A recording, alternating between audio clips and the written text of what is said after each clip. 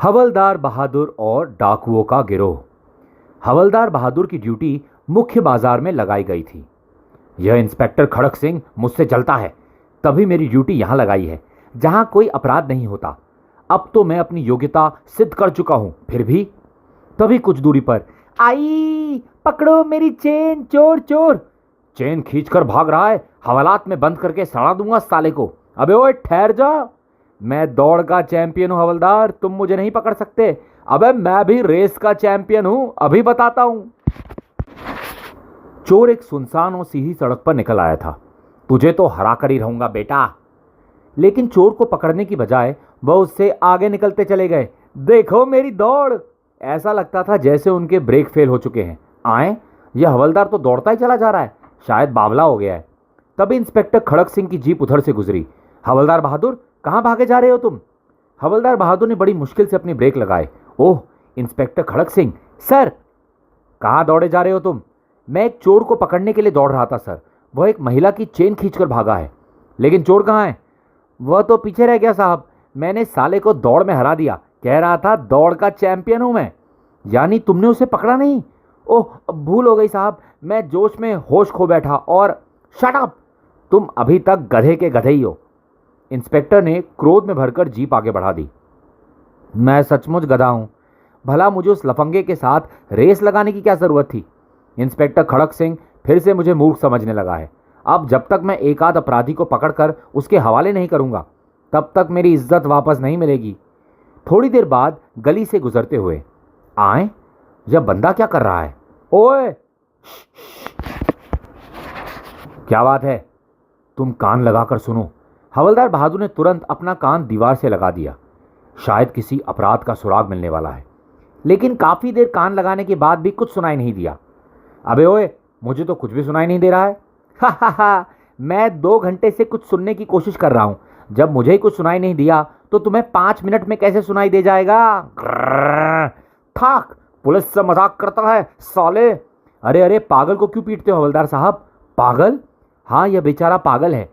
यह इसी घर के दीवार है, यहां सुबह से शाम तक कान लगाए खड़ा रहता है।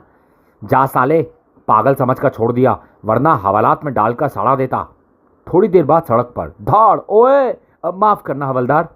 वह व्यक्ति लपक कर टॉयलेट में घुस गया। पुलिस को टक्कर मार कर गया है, बाहर निकलेगा तो पकड़ लूंगा साले को। कुछ देर बाद वह व्यक्ति बाहर निकला तो हवलदार बहादुर चौंक पड़े। आए, जब ये अंदर गया था तो चेहरा सपाचट था। सूसू करने में ही इसकी मूछें निकल आई। वह व्यक्ति सड़क के पार पहुंच चुका था। यह व्यक्ति जरूर कोई अपराधी है। टॉयलेट में जाकर इसने अपना हुलिया बदल लिया है। मुझे इसका पीछा करना चाहिए। और हवलदार बहादुर ने उसका पीछा आरंभ कर दिया।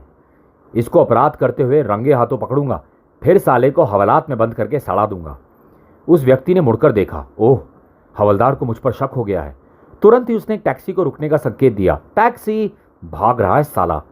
उसके टैक्सी में बैठने से पहले ही हवलदार बहादुर निकट पहुंच गए। ए, क्या बात है हवलदार साहब? नकली मूछें लगाकर कहां जा रहा है तू? शोर ना करो हवलदार, मेरी बात सुनो। बात तो तेरी मैं थाने जाकर सुनूंगा, लेकिन यहां तो तेरी मूछ उखाड़ देता हूं। यह ले। नकली पूछ? क्या चक्कर है? यह कोई अपराधी है? हाँ, यह बहुत बड़ा अपराधी है। साला हवलदार बहादुर की आंखों में धूल झोंक कर भाग रहा था। मेरी बात तो सुनो हवलदार। मैं चुप, हवालात में डालकर सड़ा दूंगा साले। चल थाने। अब तो थाने जाना ही पड़ेगा, वरना हवलदार के साथ साथ पब्लिक भी मार मार कर हुलिया बिगाड़ देगी। ठीक है, चलो थाने। हवलदार बहादुर उसे हाँकते हुए थाने की ओर चल दिए। थाने में किसे पकड़ लाए हवलदार साहब? यह बहुत बड़ा अपराधी है, बड़ी मुश्किल से हाथ आया है साला। अभी पता चल जाएगा कि मैं कौन हूं। फिर हवलदार बहादुर खड़क सिंह के कमरे में पहुंचे। चल अंदर। कौन है यह? चोर है साहब। साला नकली मूछ लगाकर डाका डालने जा रहा था, मगर मैंने धर दबोचा। गुड, इसे हवालात में बंद कर दो। मुझे हवालात में बंद करने से पहले जरा यह देख लो inspector. CID inspector Vasuchandra? CID? हाँ, मैं इंस्पेक्टर वासुचंद्रा हूं, जिसे मूर्ख हवलदार डाकू समझकर पकड़ लाया है। सर, सॉरी सर, माफ कर दीजिए सर। Shut up. मैंने तुमसे कई बार कहा कि मेरी बात सुनो, लेकिन तुम खुद को ना जाने क्या समझ रहे थे।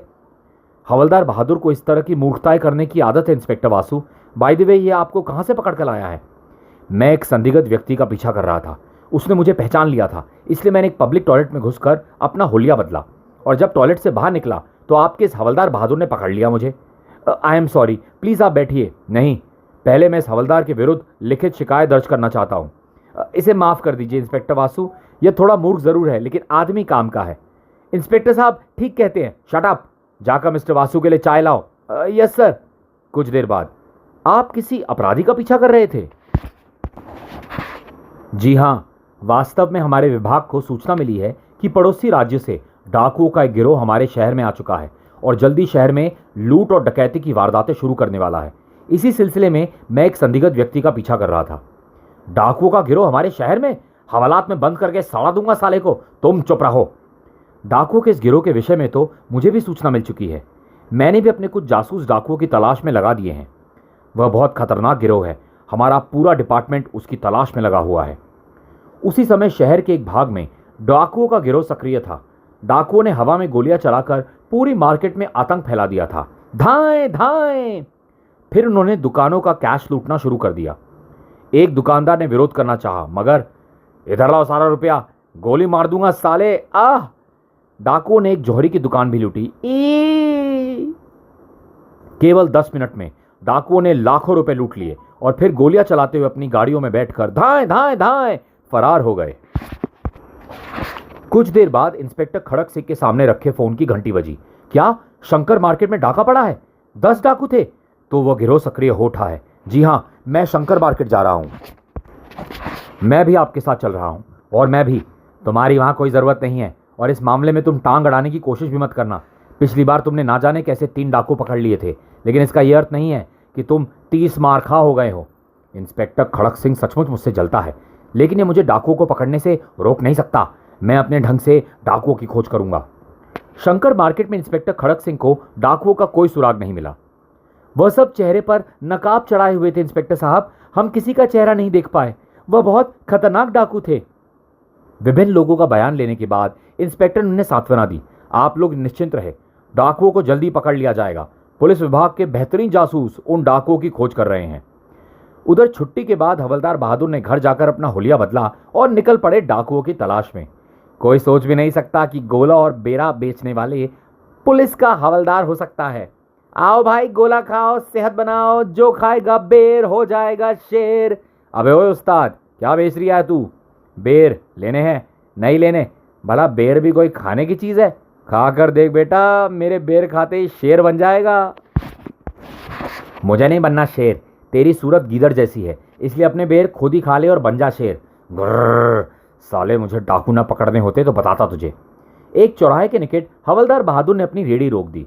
गोला खाओ, सेहत बनाओ। अभी बनाता हूँ तेरी सेहत। क्यों बे, तुझे पता नहीं यहाँ रेड़ी लगाना मना है? यह तो सिपाही शंकर लाल है, इसने मुझे पहचाना नहीं। इसका मतलब मैंने बड़ा धांसू मेकअप किया है। अबे ये कबूतर की तरह मेरी ओर क्या ताक रहा है? रेडी आगे बढ़ा यहाँ से, वरना डंडे मार मार कर तेरे गोड़े तोड़ डालूंगा। जा रहा हूँ जी। अब इस संतरी के बच्चे को पता चल जाए कि मैं हवलदार हूँ तो साले की हवा बंद हो जाएगी, लेकिन मैं इस वक्त बता नहीं सकता। काफी देर तक इधर उधर घूमने के बाद हवलदार बहादुर ने एक गली के सामने रेड़ी रोक दी। अभी तक कोई संदिग्ध आदमी नजर नहीं आया। काफी थक गया हूं, कुछ देर यहां रुकता हूं। जो खाएगा बेर हो जाएगा शेर। 1 रुपए के बेर दो, अभी लो। आए, अभी अभी एक आदमी टैक्सी में आया था। उसके हाथ पर भी प्लास्टर चढ़ा था और इसके हाथ पर भी। वह युवक भी गली में चला गया था। उसके कुछ देर बाद एक और आ गया। फिर एक ऑटो रिक्शा गली के सामने रुकी। आखिर ये चक्कर क्या है? जो भी आ रहा है उसके एक हाथ पर प्लास्टर है। इस तरह एक एक करके 8 युवक उस गली में प्रविष्ट हुए।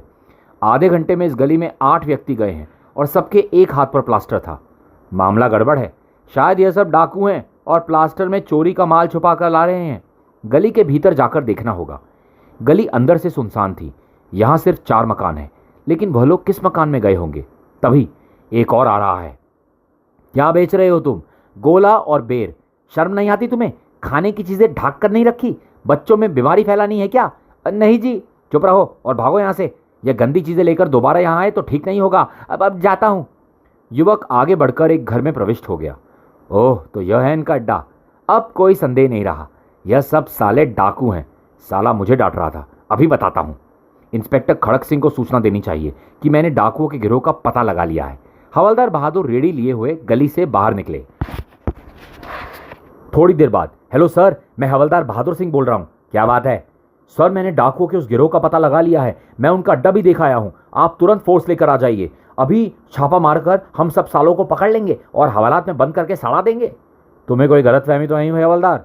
क्या बात करते हो लंगूर, मेरा मतलब है हुजूर, कोई गलतफहमी नहीं हुई। मैंने डाकुओं को खुद देखा है। बस आप तुरंत पिंटो रोड के नाके पर बने पब्लिक फोन पर बूथ पर पहुंचिए, मैं आपको वहीं मिलूंगा। कहकर उसने फोन बंद कर दिया।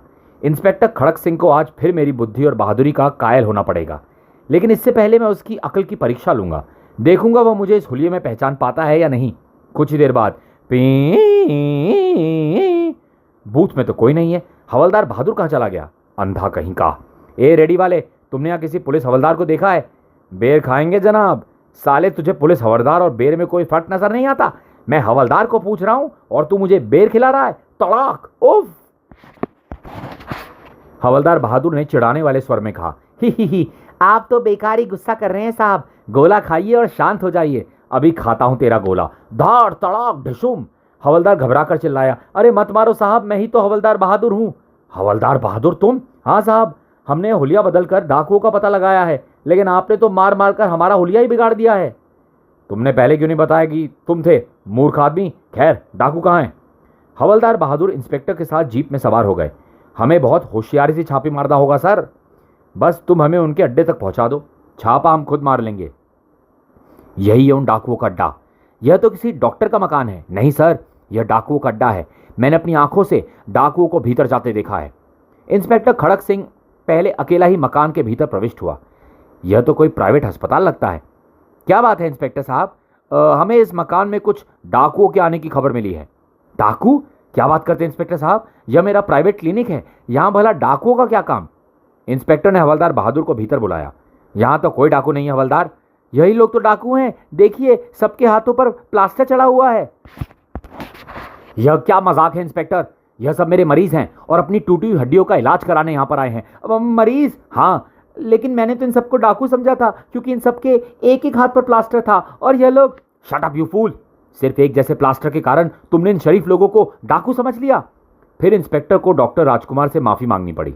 कुछ देर बाद थाने में, आज के बाद अगर तुमने खुद को जासूस समझने की कोशिश की तो अच्छा नहीं होगा। खबरदार, जो फिर कभी ऐसी मूर्खता की, गधे कहीं के। मगर हवलदार बहादुर भी जिद के पक्के थे। अगली शाम वह एक नए वेश में डाकुओं की तलाश में निकले। उन डाकुओं को पकड़ना खड़क सिंह के वश की बात नहीं है, मैं ही उन्हें तलाश करूंगा। चना जोर गरम! शहर की एक पॉश कॉलोनी। चना जोर गरम, मुझे 1 रुपए के दे दो। देता हूं, मुझे भी। तभी 2 रुपए के चने देना भाई, पहले इन बच्चों को दे दूं? इन्हें बाद में देना, मुझे जरा जल्दी है। अच्छा। युवक चने लेकर निकट ही एक कोठी में प्रविष्ट हो गया। देखा बच्चों, मेरे चने कोठी बंगले वाले भी पसंद करते हैं। तभी आए, इन तीनों के हाथ में भी बाजे के वैसे ही बक्से हैं जैसे उस हिप्पी के हाथ में थे। हवलदार बहादुर के मन में संदेह ने सिर उभारा और वह कुछ दूर जाकर खड़ा हो गया। 2 और जा रहे हैं भीतर, बॉक्स भी है उनके पास। अब हवलदार बहादुर ने अपनी अकल के घोड़े दौड़ाने शुरू कर दिए। कुछ दिन पहले एक अपराधी पकड़ा गया था जो गिटार बॉक्स में राइफल छुपाकर घूम रहा था। कहीं इन युवकों के गिटार बॉक्स में भी तो हथियार नहीं है? उसने खुद ही अपनी बात का उत्तर दिया, उन बक्सों में हथियार ही हैं। वह युवक डाकू हो सकते हैं, बल्कि हैं। उनके अड्डे पर छापा मारना चाहिए। हवलदार बहादुर एक बार फिर उस कोठी के सामने से गुजरे। इस कोठी का नंबर B55 है। अब इंस्पेक्टर खड़क सिंह को फोन करना चाहिए, लेकिन अगर मैंने अपना नाम बताया तो इंस्पेक्टर मेरी बात का विश्वास नहीं करेगा। कुछ और चक्कर चलाना होगा। फिर उसके मस्तिष्क में एक तरकीब आ गई। हेलो पुलिस स्टेशन, देखिए, मैं शिवनगर की B55 कोठी से बोल रहा हूं। हमारे यहाँ कुछ डाकू घुस आए हैं। डाकू? हाँ डाकू, जल्दी पुलिस फोर्स भेजिए। फिर उसने फोन बंद कर दिया। दूसरी ओर से बोलने वाला कुछ पूछता ही रह गया, लेकिन हवलदार बहादुर ने ज्यादा बात करना उचित नहीं समझा था। अब चलकर उस कोठी की निगरानी करता हूं। जब पुलिस उन कोठी में पहुंचेगी, डाकुओं में भगदड़ मच जाएगी। 5 मिनट में इंस्पेक्टर खड़क सिंह वहां पहुंच जाएगा। 5 मिनट बाद पुलिस जीपें B55 के सामने रुकी। चारों ओर से कोठी को घेर लो। तभी धाएं धाएं! अरे बाप रे, यहां तो गोलियों की बौछार होने लगी। आए, डाकू तो सामने वाली कोठी में है, फिर इस कोठी से गोलियां कौन चला रहा है? पुलिस दल फायरिंग का जवाब दे रहा था। धाएं धाएं धाएं! तभी आह धाएं। काफी देर तक दोनों ओर से गोलियां चलती रही। कोठी के भीतर पहुंचने की कोशिश करो, धाएं। ओके। एक सिपाही जीप की ओट से निकलकर कोठी की ओर बढ़ा। आह, यह दृश्य देखकर हवलदार बहादुर की घिग्गी बंध गई थी। अगर मुझे गोली लग गई तो क्या होगा? बचा लो राम, ₹1.25 का प्रसाद चढ़ाऊंगा। अचानक कोठी की ओर से फायरिंग बंद हो गई। शायद उनके पास गोलियां समाप्त हो गई हैं। फिर उसने जीप में लगे लाउडस्पीकर पर बदमाशों को चेतावनी दी। पुलिस ने तुम लोगों को चारों ओर से घेर लिया है। अगर हम यह भी जानते हैं कि तुम्हारी गोलियां खत्म हो चुकी है, अगर जिंदा रहना चाहते हो तो हथियार फेंक कर बाहर आ जाओ। बाहर आ जाओ, वरना हम हथगोले मारकर पूरी कोठी को नष्ट कर देंगे। तुम सब मारे जाओगे। लेकिन काफी देर तक कोठी से कोई बाहर नहीं आया। इस बार भी चेतावनी का कोई प्रभाव नहीं हुआ। एक हथगोला कोठी के लॉन में फेंको। Yes sir. धड़ाम। सिपाही ने आदेश का पालन किया। तभी अब बम मत फेंको, हम बाहर आने के लिए तैयार हैं। और वह सब हाथ उठाकर बाहर आ गए। वास्तव में यह डाकू का वही गिरोह था। सबके हाथों में हथकड़ियां डाल दी गई। हवलदार बहादुर सोच रहे थे, अजीब बात है, मैं तो उन गिटार वाले युवकों को डाकू समझ रहा था जो कोठी नंबर B55 में भीतर गए थे। मुझे क्या पता था कि असली डाकू उसके सामने वाली कोठी में छुपे हुए थे। क्यों सर, आखिर पकड़वा दिया ना मैंने डाकुओं को। कौन है बे तू? हम हवलदार बहादुर हैं साहब। हमने ही तो आपको फोन करके डाकुओं के बारे में सूचना दी थी। हवलदार बहादुर? हैरान ना होइए साहब, यह हमारा ही कारनामा है। इस युवक से पूछ लीजिए कि हम कितनी देर से यहाँ चने बेचने वाले के मेकअप में घूम रहे थे। दरअसल हम डाकुओं का पीछा करते हुए यहाँ तक पहुंचे थे। यह ठीक कह रहे हैं इंस्पेक्टर साहब, मैंने इनसे चने खरीदे थे। मुझे क्या पता था कि यह पुलिस के जासूस है। वह तो हमारे मेकअप का कमाल है भाई। तुम क्या खुद इंस्पेक्टर साहब भी हमें मेकअप में नहीं पहचान पाते? तुमने कमाल कर दिया हवलदार बहादुर। मुझे तो यकीन ही नहीं आ रहा कि तुम इतना बड़ा कारनामा अंजाम दे सकते हो। हम तो इससे भी बड़ा कारनामा करके दिखा सकते हैं साहब, बस मौका मिलना चाहिए। लेकिन तुमने फोन पर अपना नाम क्यों नहीं बताया था? और हाँ, फोन पर तो कहा गया था कि डाकू B55 नंबर की कोठी में घुसे हैं, लेकिन डाकू तो उनके सामने वाली कोठी B70 में थे। घबराहट में मैंने कोठी का नंबर गलत देख लिया था साहब, और अपना नाम इसलिए नहीं बताया था क्योंकि कल वाली घटना के बाद आपने मेरा विश्वास करना थोड़ा बंद कर दिया था ना। खैर, अब तो आप मुझे गधा नहीं कहेंगे ना? नहीं कहूंगा। पूछताछ करने पर स्थानीय निवासियों ने बताया कि B70 कोठी 4 दिन पहले ही इन लोगों ने किराए पर ली थी। पाठको, भला मैं इंस्पेक्टर को क्यों बताऊं कि यह डाकू मेरी चालाकी कारण नहीं बल्कि अपनी मूर्खता के कारण पकड़े गए हैं। पुलिस को देखकर उन्होंने खुद ही गोलियां चलाकर अपना पता दे दिया था। नाम हुआ हवलदार बहादुर का, शायद इसलिए कहते हैं खुदा पहलवान तो गधा पहलवान। अच्छा, फिर मिलेंगे। समाप्त।